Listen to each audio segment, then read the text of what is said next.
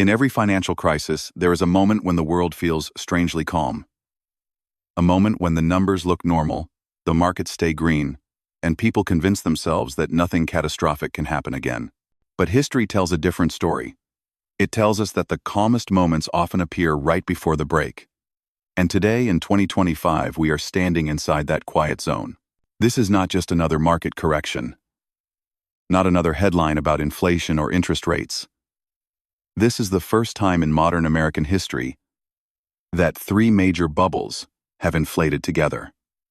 Stocks, real estate, government debt, three pillars of the economy rising to levels that echo the final years of every great financial empire. The warning signs are not hidden. They are everywhere. In the stock charts, in the housing market, in the federal budget, in the decisions of the world's wealthiest investors who are quietly moving to cash, even in the way foreign nations now question the stability of the dollar itself. If you think 1929 was chaos and 2008 was destruction, then ask yourself one question. What happens when the forces behind both of those collapses appear at the same time inside a system that no longer has the tools to save itself? To understand why the coming crisis feels different, we have to start with the surface of the American economy. The part that looks the strongest. The part that has convinced millions of people that nothing bad can happen. The stock market. On paper, the United States is experiencing one of the greatest bull markets in history. Indexes hitting new highs. Artificial intelligence becoming the new miracle. Trillion-dollar companies rewriting the rules of business. If you only look at the headlines, it feels like progress. It feels like innovation. It feels unstoppable. But when you look beneath that surface, the picture changes. The foundation under this bull market is far thinner, far weaker, and far more fragile than most people realize. Because today's market is not a broad, healthy system supported by thousands of companies. It is a narrow tower held up by only 7. Apple, Microsoft, Amazon, Google, Meta, Tesla, and Nvidia. 7 companies now represent almost 1/3 of the entire S&P 500. This level of concentration has not been seen since 1929, when a handful of industrial giants carried the whole market on their shoulders. And when those companies stumbled, the entire financial system went down with them. The same fragility is forming again. If even one of these modern giants misses earnings guides lower or simply stops growing at the perfect pace, investors expect the impact spreads immediately. It is not just a bad day for one stock. It is a shockwave that shakes retirement accounts, pension funds, and index portfolios around the world. Nvidia is the clearest example of this imbalance. In just a few years, the company transformed from a niche chip maker into a $3 trillion titan. Its valuation climbed to more than 60 times earnings. Investors now pay $60 for every dollar of profit the company produces. That is not normal. It is speculation. It is the same kind of optimism that surrounded internet stocks in 1999 and radio companies in the late 1920s. Both were revolutionary technologies.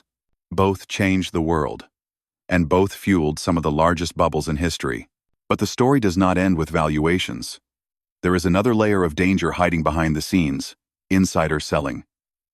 Jeff Bezos unloaded billions of dollars in Amazon stock. Mark Zuckerberg did the same with Meta. Executives at Nvidia sold shares even as the company was hitting record highs. These are not ordinary investors. They are the people who know their businesses better than anyone else. When insiders sell aggressively at the top, history shows that major declines often follow. At the same time, Warren Buffett, a man famous for buying when others are fearful and staying calm during chaos, is doing the opposite. Berkshire Hathaway is sitting on a record mountain of cash, more than $300 billion. That is the largest cash position he has ever held. Buffett is not buying the dip. He is waiting. And he is waiting for a reason. Look back at the numbers. The S&P 500 trades at valuations seen only twice before, in 1929 and in 2000. Both times, markets collapsed shortly after. Today, the market stands on even thinner legs because it depends heavily on a single story. Artificial intelligence will transform everything. That belief has become the lifeblood of the bull market. It is powerful. It is exciting. But it is also the same pattern investors fell into during every major bubble. A new technology arrives. It captures imagination. People stop asking what something is worth. They only ask how high it can go. This is not to say AI is fake, or that these companies are worthless. The danger lies in the gap between long-term potential and short-term valuation. The world may very well be transformed by AI over the next decade. But stocks do not trade on the next decade. They trade on the next quarter. And when expectations rise too fast, reality eventually catches up. To make things worse, margin debt has climbed to levels similar to the late 1920s. Investors are borrowing money to buy stocks. Options trading is exploding. Even credit cards are being used as leverage tools. The entire system is stretched tight. When the first shock hits, forced selling will accelerate the decline. Margin calls will turn a correction into a collapse. The stock market is the first pillar of the coming crisis. It looks strong. It looks unstoppable. But its strength is a mirage built on concentration, speculation, unrealistic expectations, and historic levels of leverage. All it takes is one disappointment, one earnings miss, one shift in sentiment. And when that happens, the second pillar of the American empire begins to shake. Because if stocks fall, confidence falls. And when confidence falls, the most emotional market of all comes next. The one place where Americans store the majority of their wealth: real estate. Real estate has always held a special place in the American economy. Stocks rise and fall. Technologies come and go. But a home has always felt permanent, solid, safe. For generations, buying property was seen as the most reliable way to build wealth. A house was not just shelter, it was security. It was identity.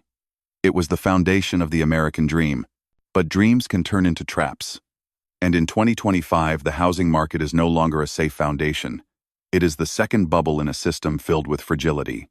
On the surface, the numbers look strong. Home prices are at record highs. Sellers still expect bidding wars. Investors claim there is not enough supply.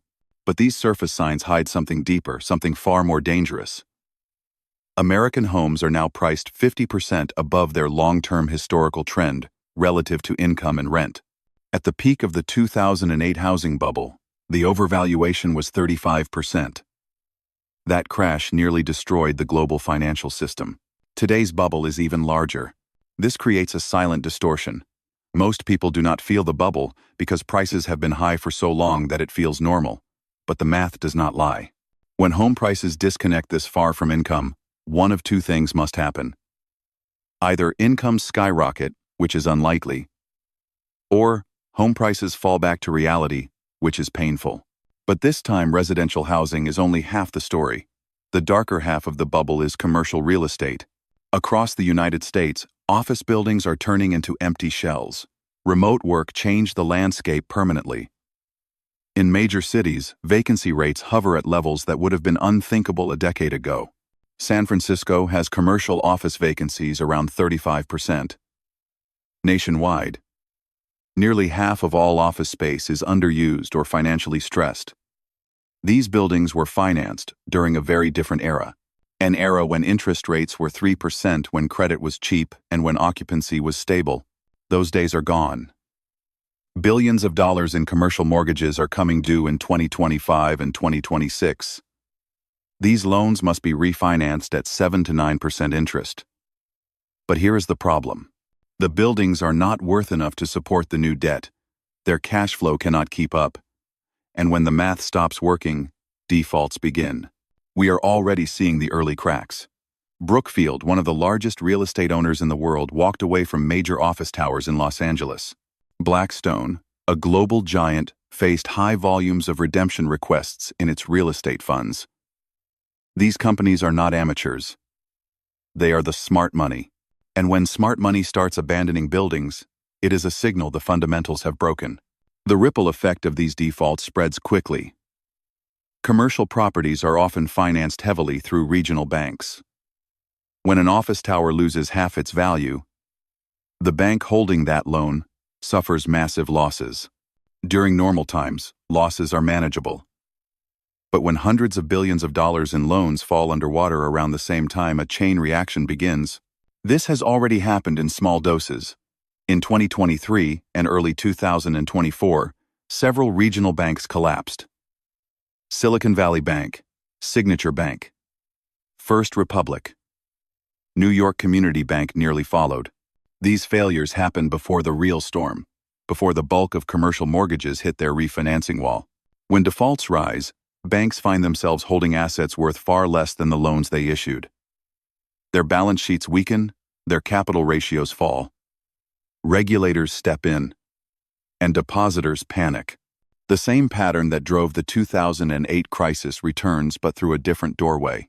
Meanwhile, residential homeowners face their own pressures. In many cities, home prices are still at bubble levels, but mortgage costs have doubled because of higher interest rates. Affordability is now at the worst level ever recorded. In markets like Austin, Phoenix, Boise, and parts of California and Florida, values could fall 30 to 50% if demand collapses and distressed sales set new lower benchmarks. The danger is not just falling prices. The danger is what falling prices do to people. A homeowner who bought in the last 3 years could easily find themselves underwater, owing more on their mortgage than their home is worth. This is the same psychological and financial trap that pushed millions into foreclosure between 2008 and 2012. And once again, the impact spreads. Falling home prices reduce consumer confidence, slow spending, and create job losses in construction, retail, and services. When enough sectors feel the shock, the economy enters a downward spiral. The stock market is the first pillar of this crisis. Real estate is the second. Both are inflated. Both are fragile. And both touch nearly every part of the American economy. But the third pillar is the most dangerous of all, because it is the one that governments and investors trust above everything else: the bond market. For more than a century, the global financial system has relied on a simple belief: when everything else breaks, government bonds will not. Stocks can crash. Housing can collapse. Banks can fail. But U.S. Treasury bonds have always been the safe place to hide. They were the anchor, the lifeboat, the asset of last resort. But in 2025, that belief is starting to fracture. And if it breaks completely, the consequences will reach far beyond markets. They will reach the heart of the American financial empire. The United States owes more than $36 trillion in federal debt. That number is not just large, it is historic. At 125% of GDP, America carries the same debt load it had at the end of World War II. But there is one critical difference. In 1945, the United States was the dominant force in global manufacturing. It was the only major economy left standing after the war. It had young demographics, expanding industries, and a rising workforce. Today, the situation is reversed. America faces aging demographics, an eroding industrial base, and rising competition from nations with lower debt and growing markets. Yet its debt load has exploded, and the cost of carrying that debt has become the most dangerous threat of all. Interest payments on the national debt now exceed $1 trillion per year. That is more than the country spends on defense, more than it spends on veterans, more than it spends on education. The single largest line item in the federal budget is now interest. Money that does not build anything, money that does not invest in anything, money that simply disappears into the past, paying for yesterday's decisions. This is the financial equivalent of a slow bleed. And the bleeding is accelerating. To finance its deficits, the government must issue more bonds. But unlike previous decades, the demand for those bonds is weakening. Japan and China, long among the largest foreign buyers, have reduced their holdings. Domestic buyers are strained, pension funds are saturated, and the Federal Reserve cannot step in without risking a return of the inflation that shook the country only a few years ago. This creates a structural dilemma. When supply rises faster than demand, prices fall, and when bond prices fall, yields rise. Higher yields mean higher borrowing costs for the government. Higher borrowing costs lead to larger deficits. Larger deficits require more bonds. More bonds push yields even higher. This is the doom loop that every indebted empire eventually faces. It is not emotional, it is mechanical. And the United States is moving directly into it. The danger becomes even more extreme when we look at the derivatives market. More than $600 trillion in notional value sits in interest rate swaps and credit-related contracts. These derivatives are built on assumptions of stability. Small changes in yields are manageable, but large sudden moves can trigger cascading failures as counterparties are forced to liquidate positions in a market that is already strained. This is the same mechanism that magnified the 2008 crisis. Except today the numbers are larger, the leverage is deeper, and the tools available to stabilize the system are weaker. Because the truth is simple. The Federal Reserve has used its most powerful weapons already. In 2008, it had room to cut interest rates from more than 5% down to zero. It had a balance sheet of $800 billion, which it expanded through quantitative easing to $4 trillion. These actions were unprecedented. They prevented a total collapse, but they came with a price. Once you break the glass and deploy your strongest tools, you cannot pretend they never existed. The Fed used the same strategy again during the pandemic, expanding its balance sheet to more than $7 trillion. That flood of money contributed to the worst inflation in 40 years, and it destroyed the illusion that quantitative easing was free. Now the Fed is trapped. If it cuts rates dramatically when the next crisis hits, inflation will return. If it maintains high rates to protect the dollar, the economy will sink deeper into recession. If it prints money to buy bonds, global confidence in the currency will collapse. If it does nothing, the market will break on its own. There is no easy path out. Every choice leads to pain, and every path reveals the same truth. The system is under stress not because of one bubble, but because all three bubbles have expanded together. The stock market inflated on cheap money. The housing market inflated on cheap credit. And the government inflated its debt on the assumption that cheap rates would last forever. Now the bill has arrived. When the bond market begins to shake, the entire financial structure feels it. Banks feel it. Corporations feel it. Consumers feel it. Nations around the world feel it. And the shock moves from the financial world into the real economy. That is where we go next. Because the most devastating part of any crisis is not the fall in charts or the red lines on screens. It is the impact on people. To understand why this crisis feels unavoidable, we have to step back from the markets and look at the institution that has held the entire system together for more than a century. The Federal Reserve. For decades, the Fed has been the silent architect behind every recovery. It lowered rates when growth slowed. It raised them when inflation rose. It printed money when banks froze. It bailed out institutions when panic spread. In every crisis, the Fed was the ultimate backstop. But in 2025, the Fed is not the savior, it is the prisoner. The trap began forming decades ago. After World War II, the United States built a monetary empire through the Bretton Woods system. The dollar was tied to gold. Other currencies were tied to the dollar. Trust was strong, stability was high. But in 1971, the gold link broke. Nixon closed the gold window. The dollar became a pure fiat currency. It no longer had a physical anchor. Its value depended entirely on confidence. To protect that confidence, the United States forged a new foundation: the petrodollar system. Oil would be priced and sold in dollars. Nations needed the dollar to buy energy. Demand became structural. The dollar was no longer backed by gold. It was backed by global necessity. For decades, that system worked. It allowed America to borrow cheaply, spend heavily, and run deficits without facing the consequences that other nations would face. Because when the world needs your currency, the rules change. But the problem with invisible privileges is that they can be stretched too far. And over the last 15 years, the Federal Reserve has stretched them to the limit. After the 2008 crisis, the Fed cut rates to zero and printed trillions to stabilize the banking system. After the pandemic, it did the same thing again, but on an even larger scale. It injected so much money into the financial system that inflation erupted with the highest force in 40 years.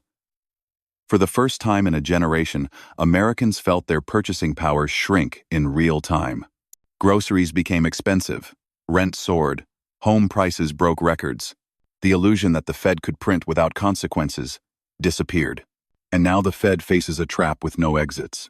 If it cuts interest rates aggressively during the next downturn, inflation will surge again, the public will lose trust, foreign investors will lose trust, the dollar itself will lose trust. But if the Fed keeps rates high to defend the currency, it will crush the economy.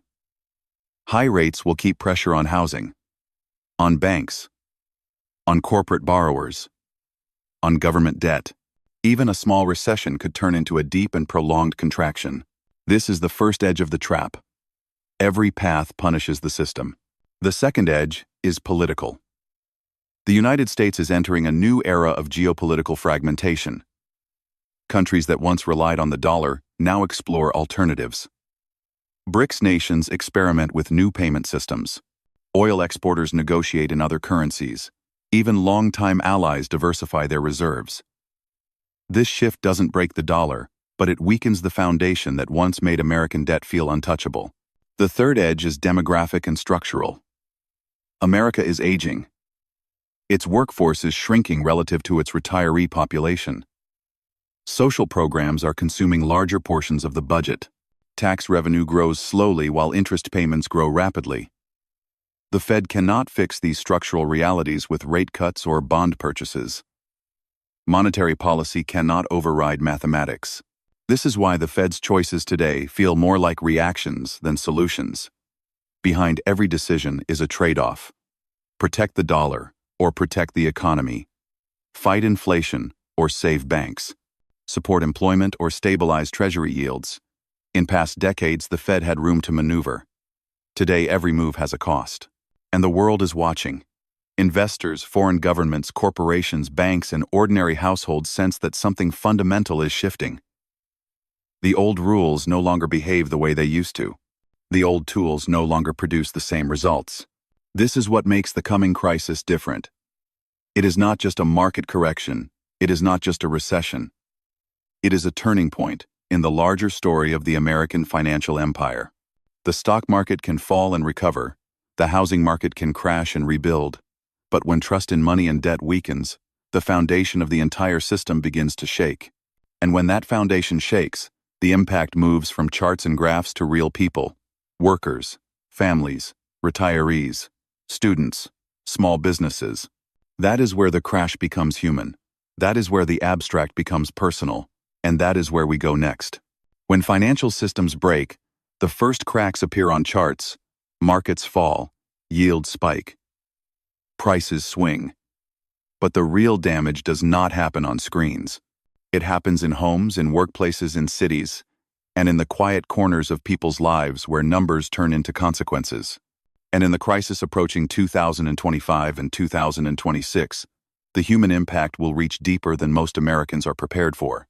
For decades, the United States built its identity around the idea of stability. A strong dollar. A strong middle class. A strong housing market. A strong job market.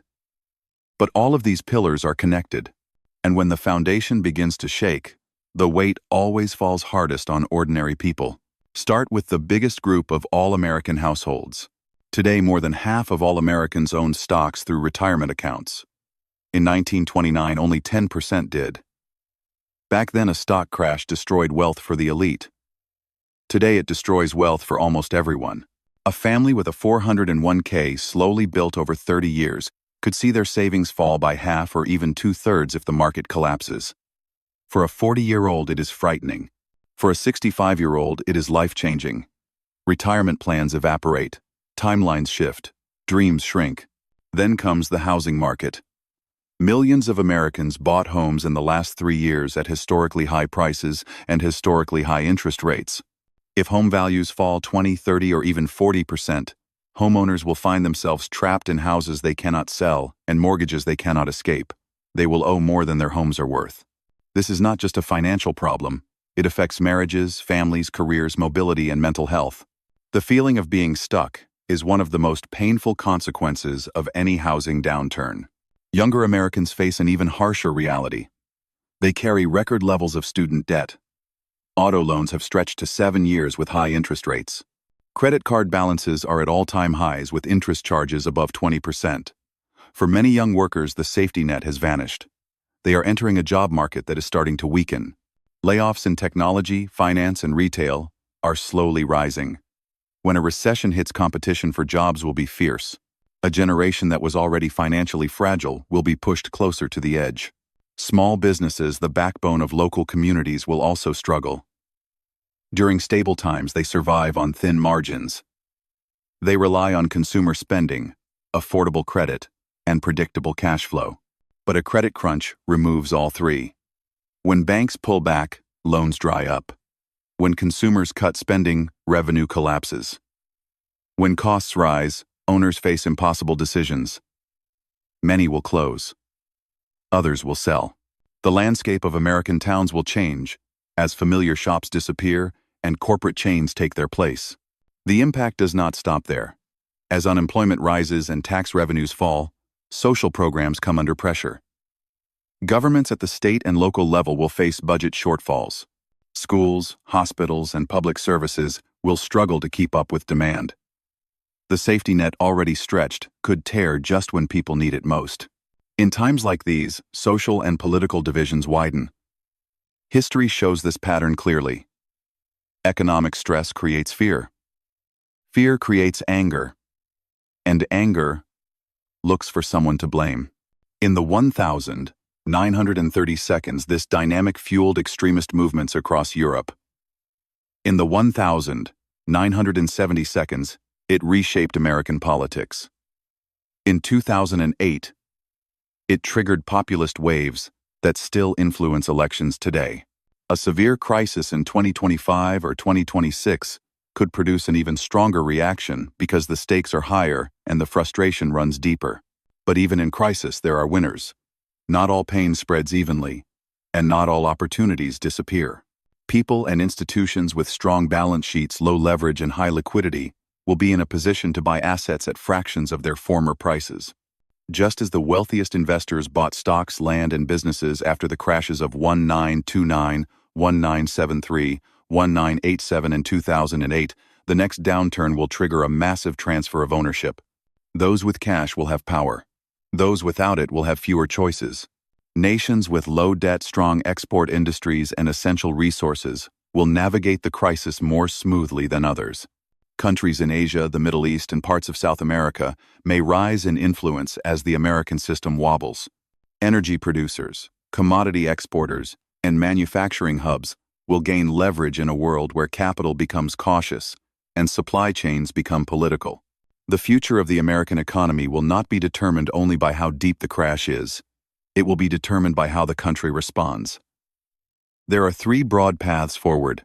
The first is a hard crash. A sudden and severe collapse triggered by market panic. This would create rapid unemployment, deep recession, and years of rebuilding. The second is a slow decline. A long, grinding stagnation, similar to Japan's lost decades. Prices drift sideways. Growth remains weak. Wealth erodes quietly, rather than suddenly. The third is an inflationary reset.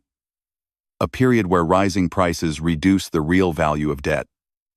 This protects the government, but punishes savers and workers. None of these paths are painless, but all of them share one common lesson: systems break when they depend too heavily on debt, too heavily on confidence, and too heavily on the assumption that tomorrow will look like yesterday. Crises are rarely the end. They are transition points, turning points, moments where a financial order either adapts or fades. And this coming crisis, whatever shape it takes, will be one of those moments. It will reshape industries, it will redefine wealth, it will challenge institutions, and it will leave a mark on an entire generation.